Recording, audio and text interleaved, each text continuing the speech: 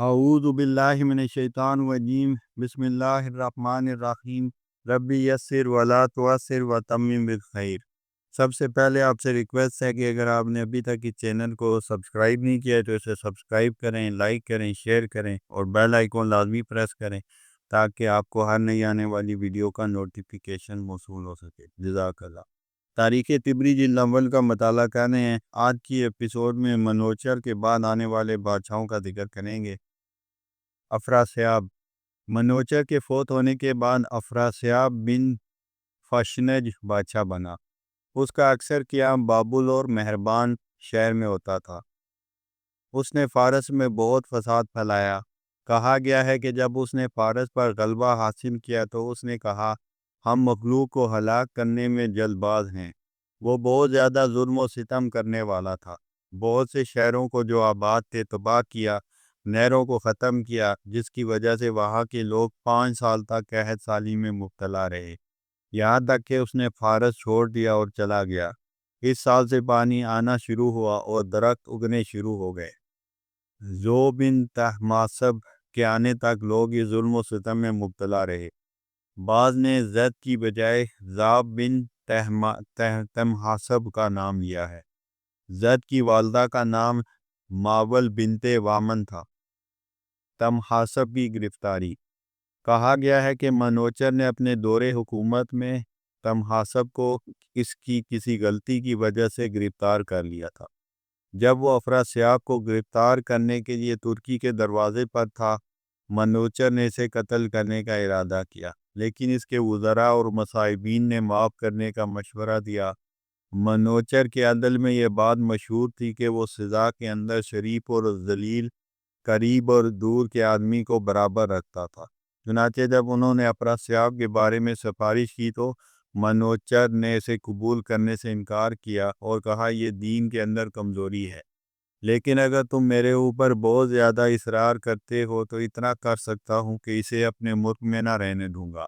چنانچہ اسے اپنے ملک سے نکال کر ترکی بھیج دیا، اور اس کی بیٹی جو محل میں قید تھی اسے یہ کہہ کر نکال دیا کہ نجومیوں کا کہنا ہے کہ اگر اس کا والد مامون رہا تو وہ ایک بچہ جنے گی جو اسے قتل کر دے گا۔ جب وہ عورت بزدمی نامی بیٹے کے ساتھ حاملہ ہو چکی تو اسے وہاں سے نکال دیا گیا۔ تمحاسب کا دوبارہ برسر اقتدار آنا۔ پھر جب تمحاسب کے سزا کے دن پورے ہو گئے تو منوچر نے اسے واپس بلا لیا، اور پھر ماودل بنت دامن کو بھی بلا لیا، اور اس سے اس کا بیٹا زو پیدا ہوا۔ پھر زو نے اپنے نانا وامن کو ترکی کی جنگ میں قتل کر دیا اور افراسیاب کو ایران سے بھگا دیا، یہاں تک کہ کئی جنگوں کے بعد اسے ترکی بھیج دیا۔ افراسیاب نے فارس کی اقلیم بابل پر 12 سال تک غلبہ حاصل کیے رکھا، یعنی منوچر کے انتقال کے بعد اس وقت تک جب تک زو نے انہیں نہیں نکالا۔ پھر زو نے اسے ترکستان نکال دیا۔ کہا گیا ہے کہ زو نے افراسیاب کو فارس کے روز مابان سے آبان ماہ کے مہینے میں نکالا۔ حجمی لوگوں نے افراسیاب کے شہر سے نجات حاصل کرنے کی خوشی میں اس دن کو عید بنا لیا۔ زو بن تمحاسب کے کارنامے۔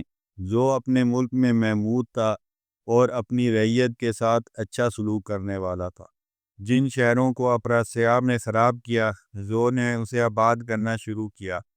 لہذا اختیارس، بابل کے شہر اور گرائے گئے قلعوں کی تعمیر کا حکم دیا گیا۔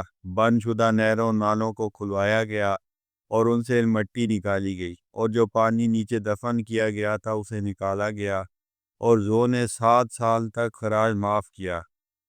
فارس کے شہروں کو آباد کیا اور پانی کی کثرت ہو گئی، اور وہاں کے لوگوں کی تنخواہوں میں اضافہ ہوا، اور زاب نامی ایک نہر کھدوائی۔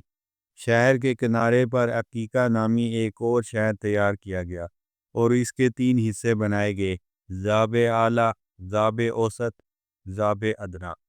اس کے علاوہ بہت سے درختوں کے بیج اور ان کی کلمیں منگوائی گئی، اور مناسب مقامات پر انہیں بونے کا حکم دیا۔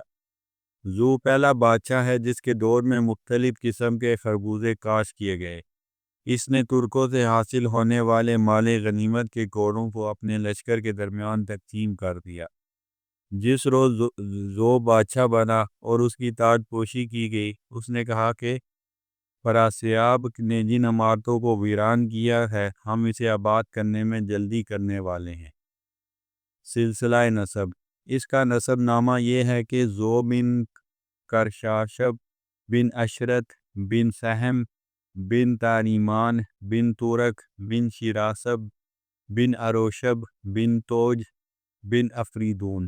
بعض لوگوں نے نسب نامہ یوں بیان کیا: کرشاسب بن اشناس بن تمغون بن اشک بن ترس بن لمر بن ود سر بن منوچر۔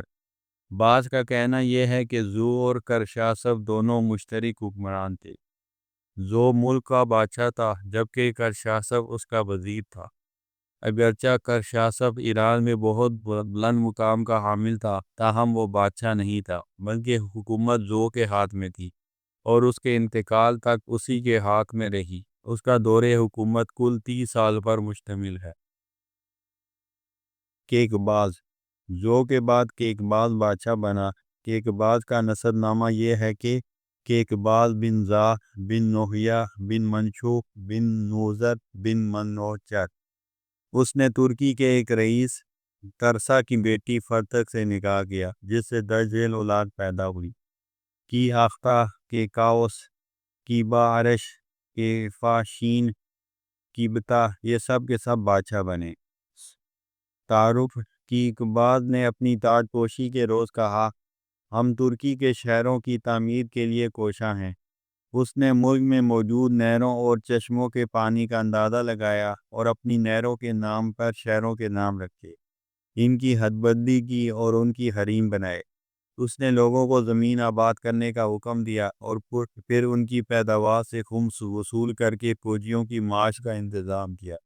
کہا جاتا ہے کہ شہروں کے آباد کرنے، دشمنوں کا مقابلہ کرنے اور تکبر کرنے میں کیکباز کو فرعون سے تشبیہ دی جاتی تھی۔ رہائش، کہا گیا ہے کہ کیبا اور اس کی نسل میں آنے والے بادشاہ کیکباز کی اولاد سے تھے۔ اس کے اور ترکوں کے درمیانی بارڈر پر دریائے بلخ کے کنارے رہتا تھا تاکہ ترکی فوج ایران کی حدود میں داخل نہ ہو جائے۔ اس کا دور حکومت 100 سال پر مشتمل ہے۔ وآخر دعوانا الحمد للہ رب العالمین۔